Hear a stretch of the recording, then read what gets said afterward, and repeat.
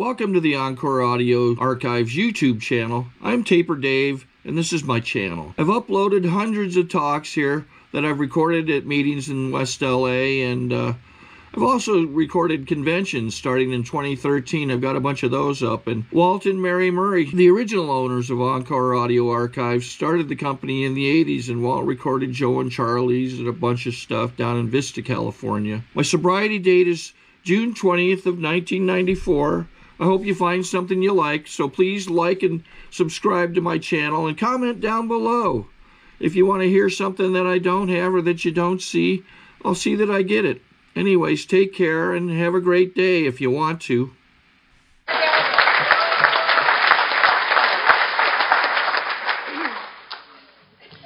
Hi everybody, my name is Pat and I'm an alcoholic. Hi, Pat.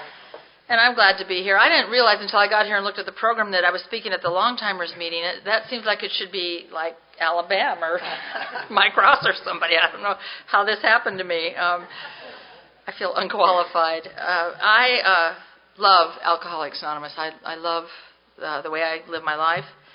I'm just overwhelmed with emotion right now. Joe, many years ago, this brief little story has nothing to do with anything. Many years ago, he was going on a cruise or something, and he asked me if I would feed his cat while he was gone. I don't know that I've ever told you this story. I said, sure. So he gave me the keys. So I go over the first day, and I go to turn the water on to get, and only Joe would do this. He'd turn the water off because he was going to be gone for a week. So I didn't know that he'd put cold water in the refrigerator, so I think, well, I have to find the thing and turn it back on. So I look around out front. Well, it's in the back. So the only way I can see to get to the backyard is through these sliding glass doors, and there were blinds. So I go to pull the blinds up, and they got, how blinds will go wonky on you. So they went wonky. So now I'm like jerking on it a little bit, and the whole apparatus... The whole thing came out of the wall. Now there's this gaping hole in the wall, and there's plaster all over the floor. He hasn't been gone 10 minutes, And I called my husband, and I said, you got to get over here right away. I've just done this terrible thing. So he comes over. So my husband calls this guy that he sponsors who does stuff like this. I'm thinking a little spackle, and, he comes over and he goes, oh, geez, that's like a major plaster job, and I don't know if we can get that done in a week. Well, he got it done in a week, and did I ever tell you that?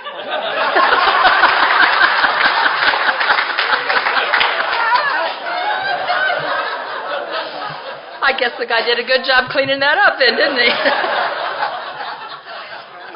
Anyway, what just happened here is what attracted me to Alcoholics Anonymous in my first meeting, and that is the laughter. I came to a meeting of Alcoholics Anonymous. I certainly did not expect to be laughing that night. I was not feeling good. I was, pretty much at the end of my rope, and I could not stop drinking, and I was surprised to be laughing. My first meeting was a speaker meeting, and the speaker was Norm Alpe. And we actually drank in one of the same places many years apart, but I heard him, I identified, and I remember sitting in the back of that room just laughing as hard as I could about something that he said, and of course laughter of identification, and excuse me, I couldn't remember ever having laughed that hard, and it got me to my next meeting. I started drinking when I was 13. I drank because I was the first time because I was at a party and people were drinking. I felt very ill at ease at that party, as I always did. I don't know how to make small talk with people. I can't have a conversation with you because when you're talking, I'm busy thinking what I'm going to say when you pause, and that's not really like a real exchange of information there. And so, I'm at this party, somebody handed me a rum and Coke, and the magic happened. I drank it, and I relaxed. And I could talk to people, and I said funny things, made people laugh. I got up and danced, felt like the best dancer in the room. It was great. It was like magic. I blacked out that night and passed out, and I woke up in bed the next morning with a Marine that I didn't know, which was quite a bit more than I meant to do that night. I didn't really... I was a nice girl from Newport Beach, and the girls in my crowd were not behaving this way, but, I was off and running. Essentially, I could say here that I drank again at every next possible opportunity until I came to Alcoholics Anonymous, but I assume you'd like me to elaborate a little bit on that. one of the speaker at the family meeting was talking about the Long Beach Pike. When I was 13, 14 years old, I used to take the bus up from Newport Beach to Long Beach to the Pike to pick up sailors because they were old enough to buy booze. And found myself in a lot of situations that it was like way over my head. And I remember sort of coming to, I don't know, out of a blackout in an apartment somewhere in the Long Beach area, in a bedroom, alone at that moment, and I could hear voices in the living room, and there were several men out there, and I knew that I was in a lot of trouble. My girlfriends that I had taken the bus up with were nowhere to be found. I was terrified. I knew. I had no idea where I was. I just was too young to drive a car. I mean, I didn't, have any transportation. I went out in the living room, and without going into detail, it was a dangerous situation. And one of those guys sort of gave me the opportunity to get out of there. And I got out of there, and I walked and I walked and I walked until I found somebody to pay phone so I could call somebody for help. That's how I drank when I was 13. It's how I drank until I was 30 and got sober. And a lot of stuff happened. A lot of when I look back over my life drinking, I think, wow, there were many times when somebody looking from the outside at me would look at me and say, wow, that seems like you would have hit bottom there. That would be a time to quit drinking. And certainly there were many such times, but I don't ever remember thinking about quitting drinking until, maybe just a couple of years before I actually did. When I was about, I don't know, maybe, I got married the first time when I was 18. Divorced when I was 18 and a half. So I must have been 19 at this time. I was working at J.C. Penney Company in the credit and layaway and gift wrap department, and I was working the kind of evening shift. I got off at 10 when the store closed, and I'm there at work one night, and the phone rings in my department. I answer it, and this guy says, "Hi, Pat. This is whatever, Fred." And I said, I'm sorry, I don't, and he said, yeah, we met last night at such and such. Well, I knew that I hadn't met him there. I'd never been, and so I said, I think you're looking for the other Pat. There was another Pat, and he said, oh, yeah, probably so. He said, well, you sound very nice, and I acknowledged that I was, and so he said, would you like to meet for a drink after work? I said, sure. So 10 o'clock comes, I get off work, I go out the back door to where the employees parked, and this absolutely total strange man got in the car, and of course, I'm 18, I look like I'm about 12, and so he realized right away that we were not going to a bar, and so he stopped at a liquor store and bought a bottle of something, and we drove into an orange grove somewhere and parked, and we're drinking and doing things, and he said to me at one point, I'll never forget this, he had a hand on each of my shoulders, and he sort of, held me like that, and he said, I could kill you right now, and nobody would ever know that I did it, because nobody even knows that we know each other. And the hair stands up on my neck all these years later as I think about it, because I knew he was right. I knew that he could and might, and I was terrified. But I did the only thing I know to do. I reached for that bottle, and I just took another drink. I don't even remember how that night ended. I mean, I can kind of figure it out, but I just that's how I drank. I got married again. I don't even know how old I was. Doesn't matter. I love speakers who say, and then in 1962, I think it was a Tuesday. I don't know. Stuff happened. I might even have some of the order wrong, but but I did get married again, and he was probably the most unsuitable man in the state of California, and so, of course, we hooked right up together. I met him. I was working by this time as a go-go dancer. Show business career, you might say. This was kind of at the height of popularity of go-go dancing. All the really nice clubs on Sunset Strip had go. I didn't work in any of those clubs. My first paid job as a dancer was in a club on Whittier Boulevard in East Los Angeles. I have no idea how I got the job. I never met anybody in there who spoke English. I don't know, but then I moved uptown to a place that was kind of on the outskirts of Chinatown in downtown LA, which is another way of saying it was kind of on the outskirts of Skid Row, because they kind of converged there. And I worked there, and that's actually where I met my second husband, and he was a customer and clearly recognized talent. And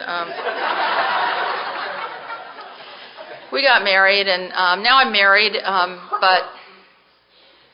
but I am by now a full-blown alcoholic. And I am, although I'm married, and I always intended to be a faithful wife. I never meant to cheat on my husband. I was raised with good values. I know how to live. I meant to grow up, get married, stay married to the same person forever. But, I'm incapable of living that way. And so now I'm married, and I'm cheating on my husband and all the time. I think I cheated on him the first week we were married, and I didn't feel good about that. I hated myself, but I was powerless to change my life. And so we had a very, let us say, tumultuous relationship. I say this sometimes in meetings, and I know it's often misunderstood, and it is what it is. And I say it for me, and I say it for the woman who may be sitting in this room who feels like a victim. I don't ever think there's a good reason for a man to hit a woman. Understand that, just for you guys. But for you women victims, let me just say that the violence in my home stopped when I came to Alcoholics Anonymous and started behaving differently.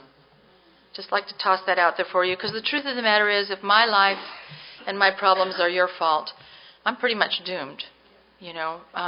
They're not your fault. It's not my mother's fault. It's not my stepfather's fault. It's not anybody's fault.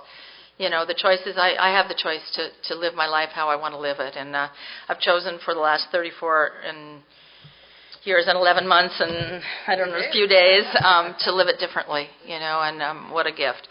Anyway, so we're having a lot of trouble in this marriage. And, I just can't... I just cannot get it together. I try to get it together, but I can't. I started getting arrested, and I can't believe this is happening to me. I'm a nice girl from Newport Beach. Well, I was from Newport Beach. I hadn't been nice in a long time, but I saw myself differently. My first arrest was on Thanksgiving night. I had been to dinner at my parents' house in Newport. My husband had not been invited. I don't know if I mentioned. My family was a little upset about this relationship, to the point that we were married for 11 years and they never met him. They were not happy. So I had gone to my parents' house in Newport for Thanksgiving dinner. He was not invited. He had gone to something in L.A. that his boss had an event for those employees, so he had gone to that. So, excuse me, I went to my parents, and they were big drinkers at the time, so I drank a lot there. And I was driving home, and I remember stopping for cigarettes in a bar, of course, and coming out. It was actually a bar on Main Street in downtown L.A., which is Skid Row, and coming out of that bar and getting arrested for common drunk on Main Street. I had not even gotten in my car. It wasn't like drunk driving. It was common drunk. And they took me to Sybil Brand, and, that's a scary place. I was in way over my head there. I mean, there were scary women in there. And they said that I could make a phone call, and I remembered that my husband was at this event at his boss's house, so I called there. The boss's wife answered the phone. I told her who I was and that I was in jail. Could she have my husband come bail me out? It did not occur to me it would have been nicer to ask to speak directly to him to deliver the happy news. Yet when I came to Alcoholics Anonymous and heard you talk about making amends, for the longest time I would sit in my chair seriously thinking, no, I don't think I hurt anybody. I really don't think I hurt anybody, and that's ridiculous. If I knew you 10 minutes, I'd probably hurt you, because I'm, as the big book describes, completely selfish and self-centered. It's all about me. Anyway, that you kind of get the picture of how it was going. It was not going well. I spent the last, I don't know how long, several years maybe, of my drinking, pretty much drinking in a rocking chair in my living room in a purple flannel bathrobe. I had a job. I did go to a job. It was a little job by now. I got sober when I was 30. I peaked in my career when I was about 23. And my job, when I was 23, I was a legal secretary, making good money, just bright future, And when I was 30, I was working at a YMCA I was like a clerk. If you were a member of the Y and you came in to pay your dues, it was my job to write your receipt. And I was barely hanging on to that job by the skin of my teeth. My crowning glory there was that my other little job was they had like a little newsletter that went out to their, 2,000 or 3,000 members, whatever they had there. And so I would type up this little newsletter with little headlines and, like a newsletter. And this is in the days, I'm really dating myself here, where remember the mimeograph machine with the purple? And so this woman who was the swimming director was retiring after many years, so that I'd written this little article about her retirement. So I'm standing at the mimeograph machine, and I've cranked out about 1,500 of these things, and then I look at it, and the little headline, which I've typed, says, Mary Obrist, Tiny Tit Director, retires. Now, I think I obviously cannot send that out to the membership, but now I've got 1,500 pages of stuff that I got to get rid of, you know. I mean, you can't just throw that in the trash, you know. I just remember, like, putting them in my purse, putting them in my bottom drawer, and then sneaking them out of my purse, like, 30 at a time for about 3 weeks or something. I don't know. It's just, work was not going well. So I'm drinking, I'm getting drunk every night. My husband was a gambler, so he was gone at the racetrack a lot at night, which actually was just fine with me. His friends, most of whom were gamblers, much like him, thought that he had the best wife in the world, because their wives all wanted them to be home and do things with them and play with the children and whatnot. I was just thrilled that he was gone. When he was there, I felt obliged to kind of make the drinking look different. He drank. I mean, I met him in a bar, but he didn't drink as much as I did. So I'm really concerned about how it's looking.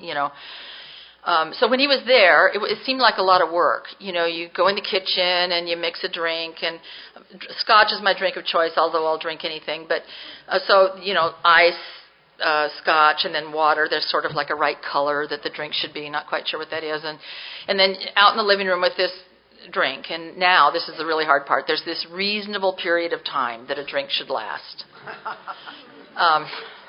It's hard, you know. And so when he was gone at the track, it was just so much easier to take that bottle of Scotch and put it on the table right by where I sat.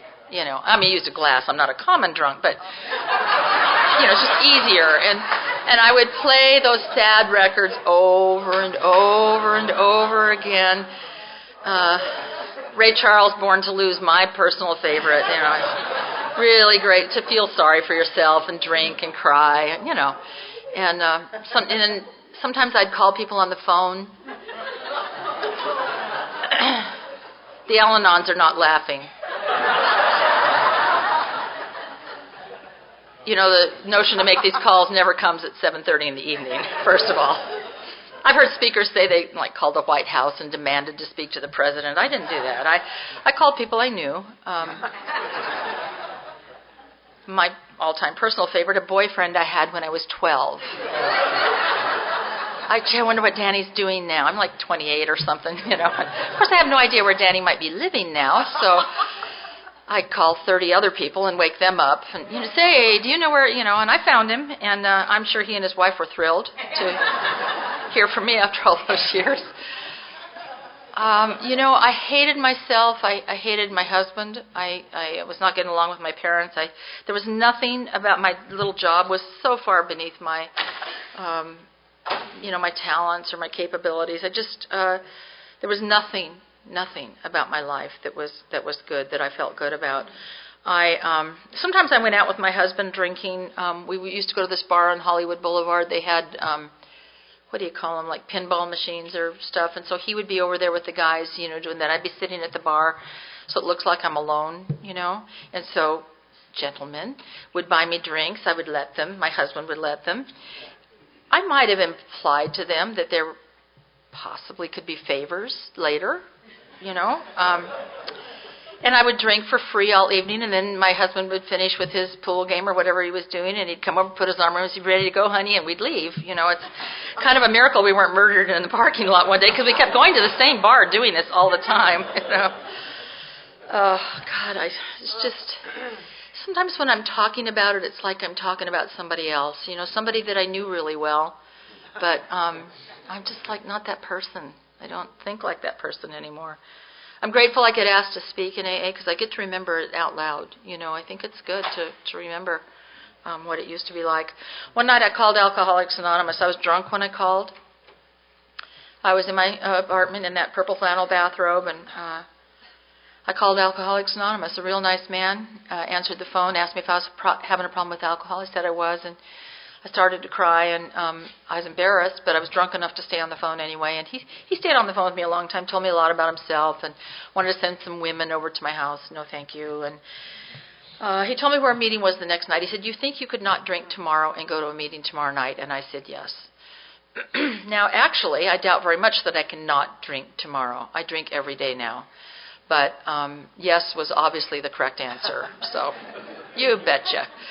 And we hung up, and of course, I continued to drink. I mean, I'm not going to quit drinking just because I made a phone call. And I drank until I passed out, and I came to the next morning, and I remembered making the call, and I remembered parts of the conversation, and I found the piece of paper where I'd written the address down. In the light of day, I thought I'd been a little premature, but I couldn't stop thinking about it all day. And I found myself saying to my husband at the dinner table that night, "I'm going to a meeting of Alcoholics Anonymous tonight." He said, "Yeah, whatever," or something loving like that. We were not getting along very well. He went off to the track, and I dressed with some care and went to my first meeting of Alcoholics Anonymous. I say I dressed with some care because, drunk or sober, I've always liked to be a person who's dressed appropriately for wherever I go. Of course, I've never been to Alcoholics Anonymous, so I don't really quite know how that might be. Although, as I just said that, I had this vision of myself in this strapless, backless thing that I used to wear to office parties. So I guess I wasn't always so concerned about being dressed appropriately. Oh my God, I haven't thought about that in 100 years. Anyway, I remember that night of the first meeting changing clothes several times, because I remember the pile of clothes. Women understand this. The pile of clothes on the bed that I tried and thought, no, that's not quite it. And I can only assume in the end that I went for comfort, because I came to you with baggy jeans and a knit top that had no knit left in it. It was very comfy, and rubber thongs on my feet. I actually had a blue and white striped knit top and a red and white one. They were exactly alike. You remember them after all these years. Well, she would, because that's what I wore to meetings for quite a little while. Nobody ever said anything about how I was dressed, never a word, until I was sober maybe 3 months. And I was kind of running late one day, and I went to the meeting dressed in what I had worn to work. I didn't have time to go home and change clothes. So I went to the meeting dressed in this. It was kind of a pantsuit thing, very pretty, soft rose color.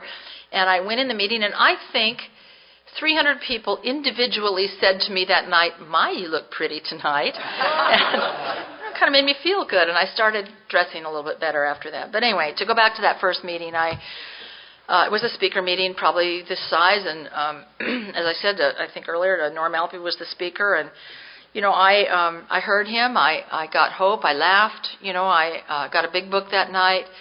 The minute the Lord's Prayer was over, I was out the door. First of all, I got there at 8:28.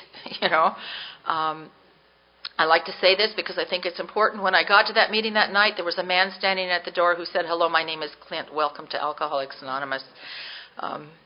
I say that because I loved him so much, but also it's the most important thing I think anybody ever does in an AA meeting. It made me feel welcome. I don't remember very much from that first meeting, but I remember that. I remember that very well. And I'm sober a long time. I have friends. I can't wait to get to the meeting to see my friends or the people I sponsor. And sometimes I forget to do that. Sometimes I forget to look for that newcomer who looks so scared and alone. And it is the most important thing that I think that I should be doing. And I am making a commitment to all of you. I'm going to do better with that. So, the minute the meeting was over and we said the Lord's Prayer, I was out the door. There's no way I can stand around and chat with you. I am incapable. I'm like stark raving sober. I cannot possibly have a conversation with you. I had a handful of phone numbers, and of course, there was no way I was going to call any of you either. What would I say? I don't even know you. But I did take the big book. I got the big book, and I took it home, and I read, sat up most of the night reading it, and I remember thinking, this sounds great. I'm going to go to that meeting every Saturday night and be a member of Alcoholics Anonymous. Excuse me. I heard you say go to a lot of meetings, and I thought every Saturday sounded like it would be a lot. Now, I didn't drink again until Friday. 6 days in a row, I didn't drink. And I remember every day thinking, wow, AA really works. This is great. And then on Friday, I was drunk. And went back to the meeting Saturday, and I raised my hand for being under a week of sobriety again. And I got some more phone numbers. And one of these ladies said, you might want to actually call one of us. This seems to be helpful to us. And so I called her a couple of nights later. I was drunk when I called her. and she said, you might want to get a sponsor.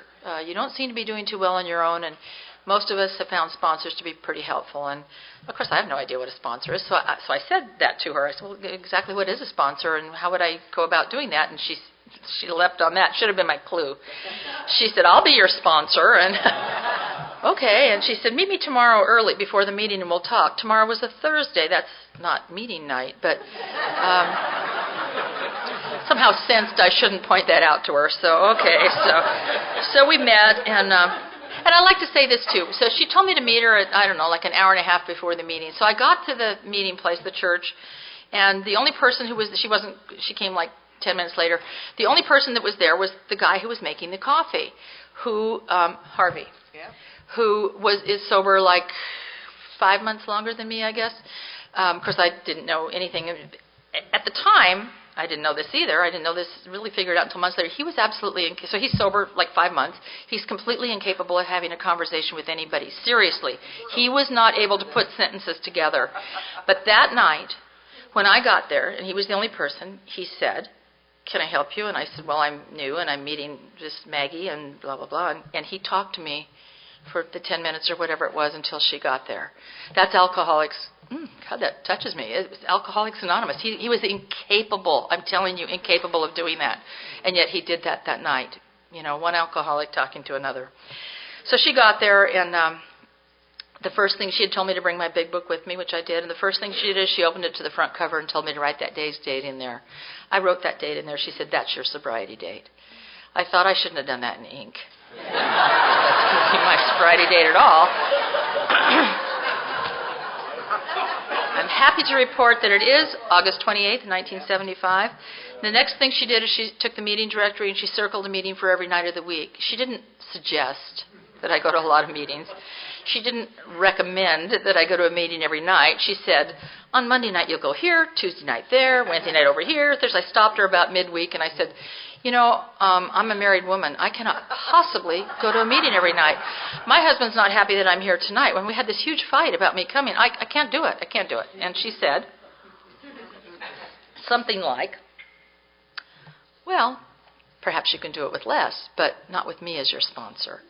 She said something to the effect of, if you want me to be your sponsor, I assume it's because you want what I have. If you want what I have, I only know one way to get it, and that's to do what I do. She said she would never ask me to do anything in Alcoholics Anonymous that she hadn't done, but this is what she did. The miracle for me, I believe, happened in the next second. I agreed to do what she was saying. If you're new, it's important to hear this. I didn't agree happily, and I didn't do it happily, but I did it, and that's why I'm standing here all these years later. I started my I started going to meetings every night, and I was right, my husband didn't like it. You know, for years, he knew where I was. I was sitting in a rocking chair in the living room. Not suggesting I was a great wife, but he knew where I was. Now, I'm gone every night, and he did not like it. He thought that I was coming to Alcoholics Anonymous to meet men. Okay, actually, I had noticed there were men in AA. I was not opposed to the idea of meeting a nice gentleman. I mean, I've cheated on him all the years. Why would I think that getting sober would change? You know, I mean, I really hadn't thought about it. And but it made me mad he was accusing me of something I wasn't doing right at that minute. You know, and it also kind of hurt my feelings that none of the men in AA appeared to be interested in me. So I felt pretty sorry for myself. My days were, oh God, I was such a dreary newcomer. I would go to work, come home, we'd have dinner, we'd have the fight. I'd be sobbing hysterically, get in the car, I was supposed to get to every meeting 1 hour early, get in the car, sobbing hysterically from the fight, driving to the meeting thinking, you know what, if this is sobriety, you can have it. This is horrible. My life is terrible. I might as well be drunk. I mean, I can't do this. I'll go to your stupid meeting tonight because I'm already out of the house tonight. But this is the last one I'm going to. And I'd get to the meeting. I had early commitments at all my meetings, like cookies or chairs or coffee or something. And I'd get to the meeting 1 hour early and do my commitment, slam the cookies around in the kitchen or whatever my job was. And then I was supposed to come around and shake hands with everybody and introduce myself and ask them how they are as though I care. So, like, "Hi, Georgia, how are you?" And Georgia would say, "Fine, Pat, how are you?" And I'd tell her how I was, with great wrenching sobs and, till her eyes would glaze over. And "Hi, Susie, how are you?" And it was painful. Eventually, mercifully, the meeting would start, and I'd get relief. Went to a lot of speaker meetings in the beginning, and I'm grateful for it because I didn't get much out of discussion meetings when I was new. Because here's what happened to me. We're in a discussion meeting. We're in a circle. These people are sharing. It's coming towards me. These people are sharing. I, of course, don't hear anything they're saying because I'm thinking about what I'm going to say when it's my turn. Now it's my turn. I say something. Now it's going this way. Now I'm thinking, God, that was stupid. Why did I say that? So I don't hear any of these people either. So in a speaker meeting like this, I knew for 45 minutes or whatever, nothing was going to be expected of me. And I actually could hear sometimes what the speaker said. I really cried at every, Susie will verify this, I'm not making this up, I'm not exaggerating, I cried all the time, I really did.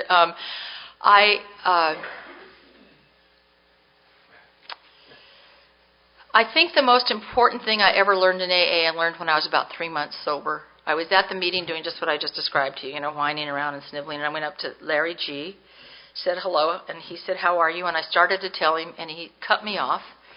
I'm cleaning this up a little bit, how he actually said it, but he said, "I don't want to listen to that. Perhaps you should go find a newcomer to talk to. Perhaps you'd feel better." And he pointed to a girl in the back of the room. He said, "That girl in the red dress over there is at her very first meeting. Why don't you just march over and say hello?" I clearly remembered thinking that I did not care if the girl in the red dress lived or died, that I wished Larry would die. But I knew if I didn't go talk to her, Larry would tell my sponsor. So I'll just dash over and say hello. It won't take but a minute. So I went over. If memory serves me correctly, I was crying as I welcomed this girl to Alcoholics Anonymous. Oh, my God. The girl who had 12-stepped her, Alex, turned to me and said, "Oh, Pat, I'm so happy to see you. This is this girl's first meeting. She had this big fight with her husband about coming to AA, and I've been waiting for you because I knew you were just the right person to talk to her."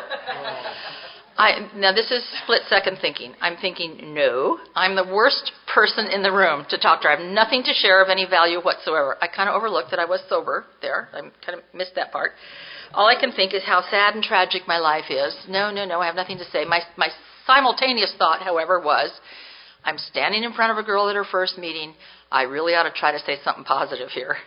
And I opened up my mouth, and I heard myself say, "Keep coming back. It gets better a day at a time." Now I've just lied to a newcomer. As near as I can tell. Of course I wasn't lying. Of course my life was better, but I simply could not see it. I could not see it. I know I did not talk to this girl more than 20 seconds because I was absolutely incapable of doing so. I know I didn't. I turned. There was a center aisle in the room like this. I turned and I walked away from her, and I was walking back down that aisle, and I had a spiritual experience, an honest-to-God spiritual experience. It's like God hit me on the head. I don't know how else to describe this. I stopped dead in my tracks in that aisle, and I realized it was the first time in that 3-4 months, whatever it was, that I was sober, in that hour period of time from the time I hit the door until the meeting actually starts, that I was there and I wasn't crying. And the reason I wasn't crying is because for that 20 seconds or whatever it was, I tried to think of something positive to say to this girl who was newer than me. It turns out, when I'm thinking about you, I can't be thinking about me at the same time. And anytime I'm not thinking about me, I'm having a better day. And so is everybody around me. I'm just saying,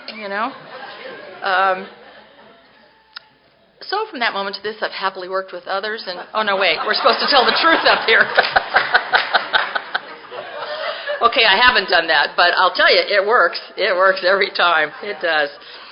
I continue to think that the problems in my marriage have to be his fault. I am working this spiritual program now. It can't be my fault. I mean, I'm like not participating at all here, with an attitude like that, it was, of course, inevitable that I would meet a man in a meeting who looked good to me. Actually, I'd met many, but one who looked back. I was about 10 months sober. The gentleman in question was about 10 minutes sober. I saw him when he came in the room the first time. I could see him like it was yesterday. He had a Fu Manchu mustache and shaved head. My heart started to pound. I saw him when he came through the door. I leapt across a couple of rows of chairs to introduce myself, and my sponsor noticed. And did that, so I go over to my sponsor, and she says, let's not forget you're a married woman, Pat. And I said, yeah, but I'm so unhappy. She said, nonetheless, you are married, and as long as you're married, I expect you to act married. I said, it's not a problem. I'll get divorced. I am totally fine with that. And she said, no, we of Alcoholics Anonymous, this is like the royal we now, this is my life we're talking about. We in Alcoholics Anonymous don't feel it's a good idea to make major moves in our first year of sobriety, so you just stay married and act married.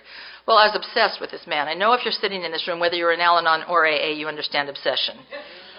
Why would God get him sober in my home group if he did not mean for us to be together? So, we began what I now refer to as the death dance. It starts with, the deep, meaningful glances across the room, and then we're brushing up against each other in the coffee line, and I don't even drink coffee, at that time, and then he's walking me to my car after the meeting, and I'm parking further and further away from the meeting, and, it's a little bit complicated to get together. I mean, I'm a married woman. Obviously, we're not going to go to my place. He's a newcomer. He does not have a place. But,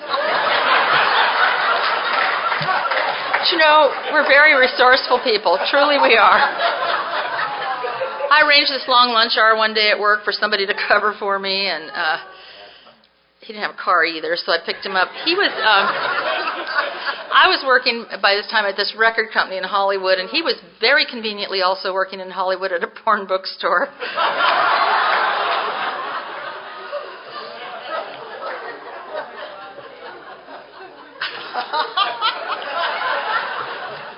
So I picked him up at the bookstore. We went to a motel on Sunset Boulevard and spent some time together. I dropped him off at the bookstore that afternoon. I was driving back to my office, and it occurred to me in the car that I was behaving exactly the way I had always behaved. I'd been sitting in meetings for 10 months, hearing you say pretty much every night that I was going to have to change everything about the way I'd been living my life, or I was probably going to drink and die. I'm not entirely sure what I was thinking during those 10 months. I believe it was something along the lines of, this doesn't quite apply to me, but I knew that day in the car it did, and I was scared.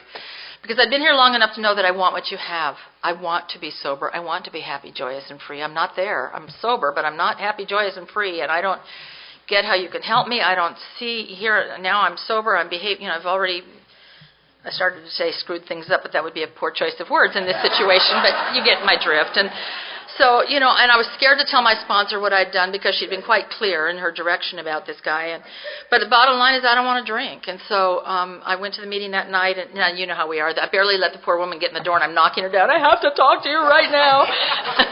She said, let me just get a seat first. And so I told her what had happened. And she said, Pat, I don't think you're a woman who can cheat on her husband and stay sober. And you didn't have to pick up a drink today to find that out. But I don't believe you can live that way. And you don't have to live that way anymore if you don't want to.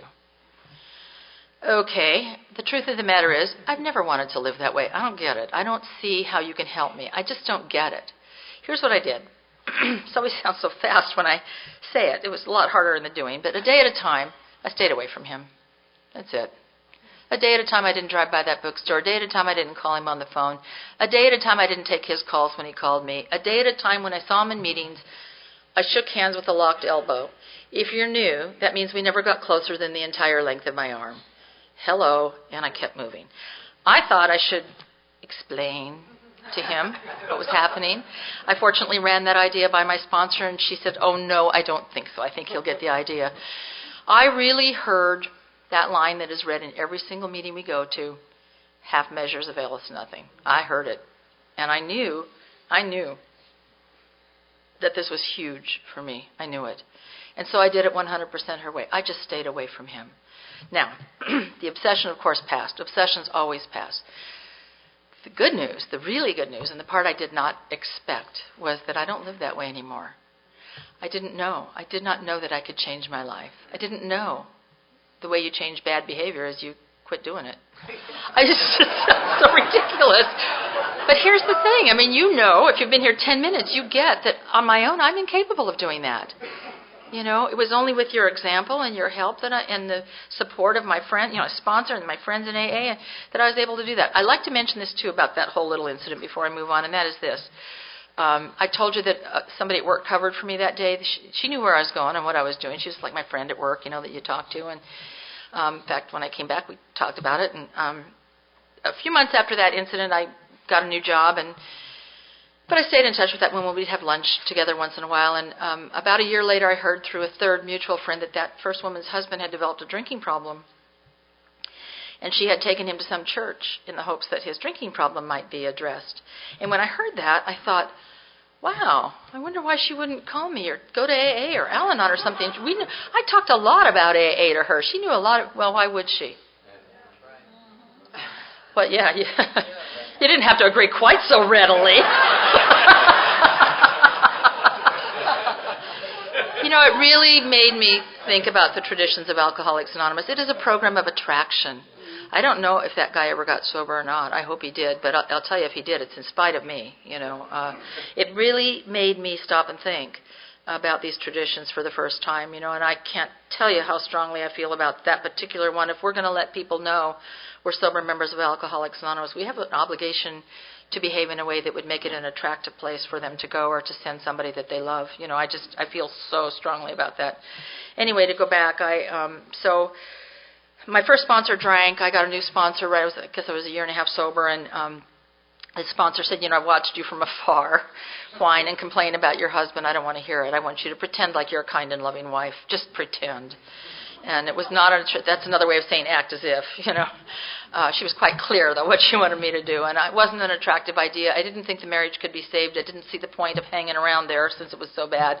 She said to me, you owe this man a lot of amends. And the big book of Alcoholics Anonymous is very clear on these difficult amends. You can't go make direct amends to somebody and say, hey, I'm sorry I cheated on you 400 times. If they don't know about it. That's not making amends. That's like creating new problems. And she said, maybe a day at a time, if a day at a time you stay married and act as though you're a kind and loving wife. She said, I don't know what will happen to your marriage. Maybe it will end. But if you do that in the meanwhile, a day at a time, if you do have to walk away from it somewhere down the road, I believe you will be able to do it without guilt because you will have made amends a day at a time to him. And so, of course, I had a lot of guilt. I had a ton of guilt. And so I became willing to try to do that. And it sounds really fast when I'm up talking about it, but it was, slow and painful. But I remember the first thing she had me do was every day when he came home from work, I was to ask him how his day had gone and look at him and listen while he told me. And my direction was to listen for a minimum of 10 minutes. So the first day how was your day? And he looked a little surprised that I was asking, but he told me something that had happened to him at work. I didn't know any of the people he was talking about because I'd never had any interest in them before. When the 10 minutes were up, I sort of wandered off. But as time went by, I'd say, so how was your day? And he'd say whatever. And then I could say something like, well, whatever happened with Fred's sick little baby? Is she better? Or, so now we're having an actual conversation. And it was like the beginning of me learning how to be. I could just talk all night on that topic alone, seriously. But, time went by. And one night I was on my knees, and I was saying my prayers, which were really, really short in those days. It's funny, I was thinking about it. I was praying on the way out here in the car. There's so many people in my life that I love that are struggling right now, health things and other things, and so I was praying for all these different people as I was coming out here. I almost missed my turnoff, in fact, because I was thinking about other people. And but in those days, it was all about me. It was all about me, and it was short. It was in the morning, please help me stay sober today, amen, and at night, thank you for keeping me sober today. That was it. That's all I had. And I was on my knees saying thank you, and I started to get up, and I realized that I was comfortable in that house with that husband. And it hadn't happened that day. It had already happened. This is the biggest problem in my life, and I didn't notice when it ended. I remember I got back down on my knees, and I thanked God for this new feeling, and I said, I believe if you mean for me to stay married to this man that I could do that and stay sober. Thank you. And excuse me, not long after that, we found out that he had cancer. My first thought is, I wish this would have happened when I hated him. See, it's all about me. All about me. I can tell you today I'm very glad it didn't happen when I hated him. He was sick for a year and a half, and he did die. And I used to say, that it was the hardest year and a half of my life. That is no longer true, but it was true up to that point. He died, and I made these funeral arrangements at this little chapel, and I don't know, a couple hundred people from Alcoholics Anonymous took the day off from work to be there. They didn't know him, but they came that day for me, obviously. And I realized sitting in that chapel that day that what my sponsor had promised me had happened. I obviously felt sad, but I felt no guilt. I knew that somewhere in there that I had made my amends to this husband, and I was so grateful that I had stayed. And here's the bigger picture, and this is the part that I just love about Alcoholics Anonymous. When I get a direction from my sponsor, if I'm a day sober or a year sober or 34 years sober or whatever, if you're anything like me, you get the direction, you do it, you want to feel better by tomorrow afternoon, 2 days max, That's never really worked that way for me. I get the direction, I incorporate that action into my life, whatever it is, and I think of as the sponsor direction of having this sort of ripple effect. You start doing whatever that action is, and somewhere down the road that you cannot possibly see, that your sponsor cannot possibly see, is when the real payoff, if you will, is going to come. And that is true with that direction that my sponsor gave me about being kind and loving to that husband that I didn't like so much. After he passed away,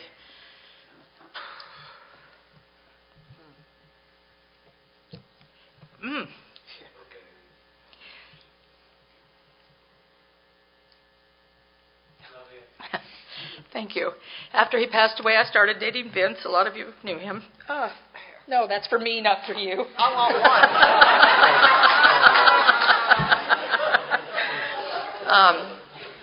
I started dating Vince, who's a sober member. For those of you who did not know him, a sober member of Alcoholics Anonymous. I met him in AA. He was my friend long before I ever dated him. I never, in my whole life until Vince, dated a friend, ever.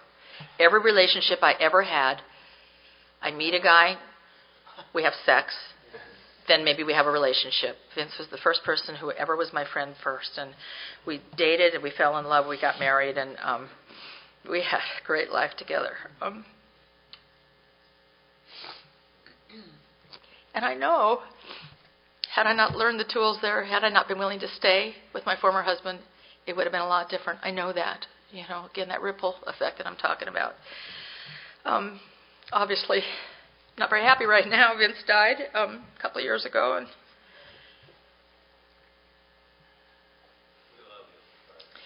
here's the thing. The day that he died, he took me to work. I work a block from where we live, but it was raining that day, so he took me to work and dropped me off, and he went home and he rode the life cycle, and he called me and he said I didn't have a very good ride today. Well, it happens, and we talked a little bit, and he said, I'm going to go to work. I'm going to take a shower and go to work. I love you. I said, I love you. I think he died right after that conversation because he was still in his sweats when I found him. It was not a mistake that our last words to each other were, I love you, because we always said that when we parted company. I cannot recommend it highly enough. I mean, you can only imagine how grateful I am that those are the last words we spoke to each other. When he died, I called one person, our friend Marion, who was just starting to show signs of dementia. It was she's been my friend for 100 years, 30 years. And it was the first phone number. I mean, it's the phone number I dial like every day to talk to her. So it's the phone number that was in my head. It was, I never even thought this through. So I just called. I got her voicemail, and it was just a terrible message to leave, but I left the message. She then picks up the message and starts calling people, and they're all going, are you sure, Marion? Oh, man. Excuse me 1 minute. Oh, my God.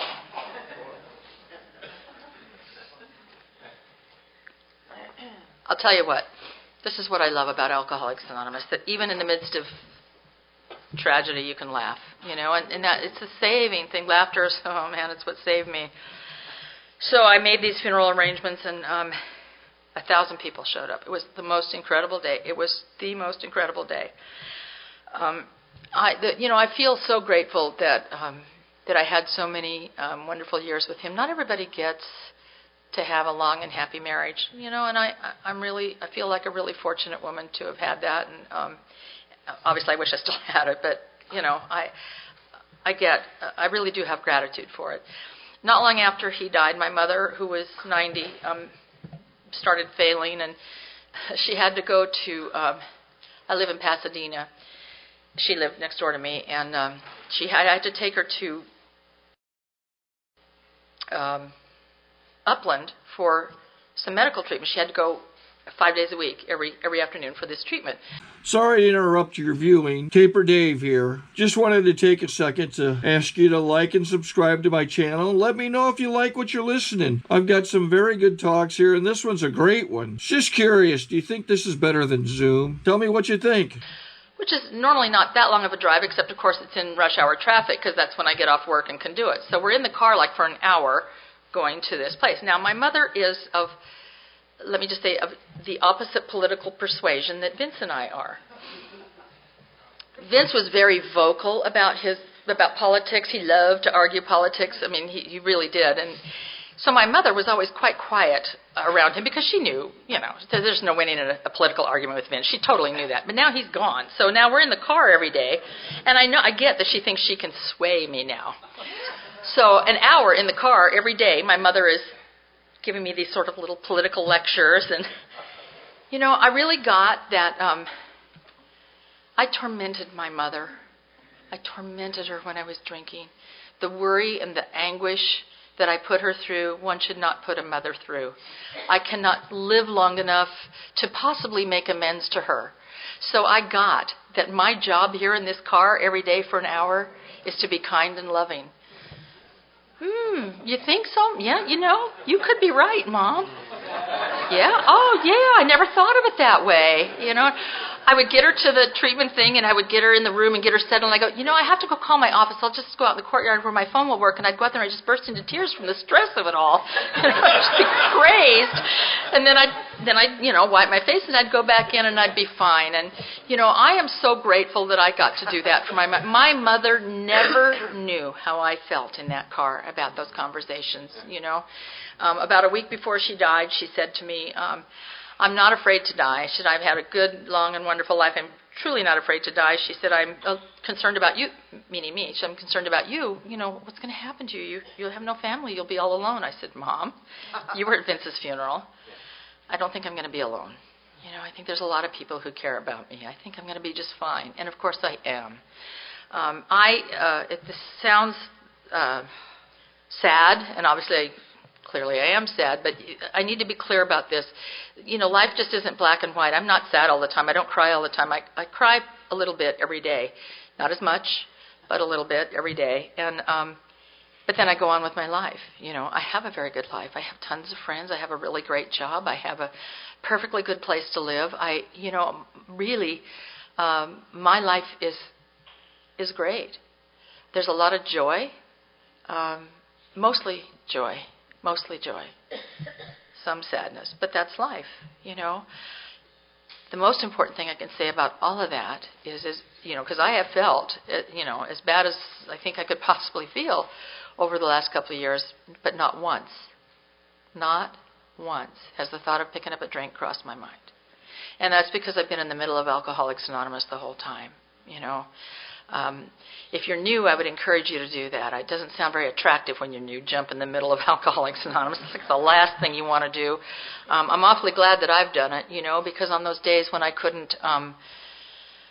just couldn't hardly bear to think about getting my head up off the pillow, there were people there dragging me up saying, let's do this, let's do that, come on, I'll pick you up, and, until I could sort of do it myself. And so I encourage you to do that. If you're new, I would encourage you to do three things. One is get a sponsor, somebody to guide you. I don't know how anybody would do this without a sponsor. And the second thing is to get a home group, a place where, they will rally around you when bad things happen. As bad things happen pretty much to everybody. We're all, everybody has their turn. And the third thing is to make some friends around your own length of sobriety. My first friend's name was Betty.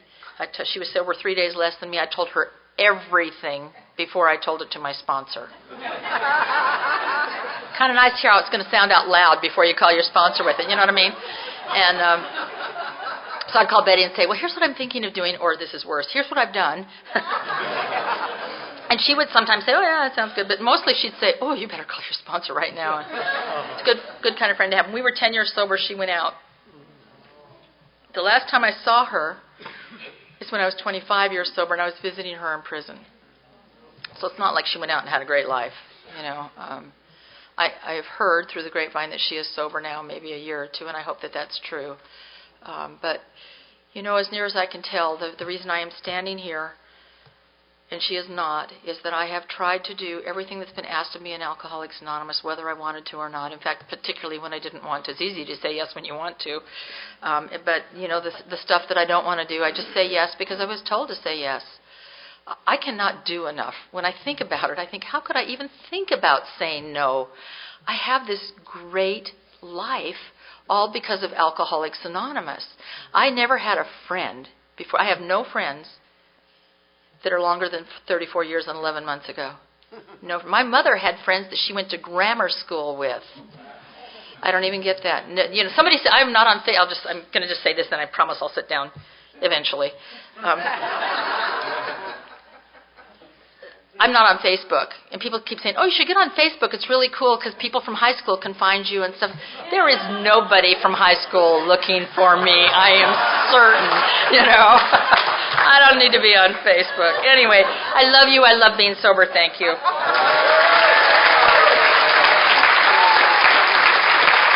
I think we got a great talk going on here. Thanks for watching the channel. Taper Dave here. Just curious, do you think this is better than Zoom? Okay, this is how I prepare my drone for launching. I like to do it inside the cab of my truck so I'm not standing outside in the weather. To install the joysticks for control, up and down, right and left, powered on. I have an Android phone that I use to connect it to the drone with. And it's actually controlled through the iPhone, through an app. Oops, wrong way. It's actually controlled through the iPhone, or through this Android phone, through the app. It's actually controlled through the Android phone, through an app, and you connect it through this short connection right here.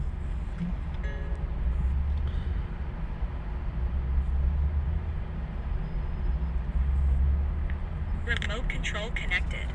Remote control's connected. So I pull out the drone. I have to extend the legs. Long legs extended first, then the short legs. Remove the gimbal protector. Set that aside, then power it on one short burst, then one long burst. I lay it down. So I have to go to calibrate. So the drone's not connected yet. It shows you here as this drone gets disconnected, even though the remote's powered on. So the drone has to establish it's connected. So I go into the app to calibration mode. First I'll calibrate the remote controller. Start calibration. Out, in, oop, out, in, up, down, and then this little wheel is to control the gimbal. So it's calibrated. Go to gimbal calibration, start calibration, and then it calibrates the gimbal. I don't know if that shows up. The gimbal's moving all over the place. Changes, you can see it on the video. And I'm calibrated to take off. It's acquired 7 satellites at the moment. There are 26 satellites up in the sky, which it has to acquire before you can take off. So it's connected. It's got enough satellites. This is white. I can go to press this little arrow button, swipe right to take off, and it would start the motors if I slid this to the right, but I'll wait till I get outside. Don't want to do it inside.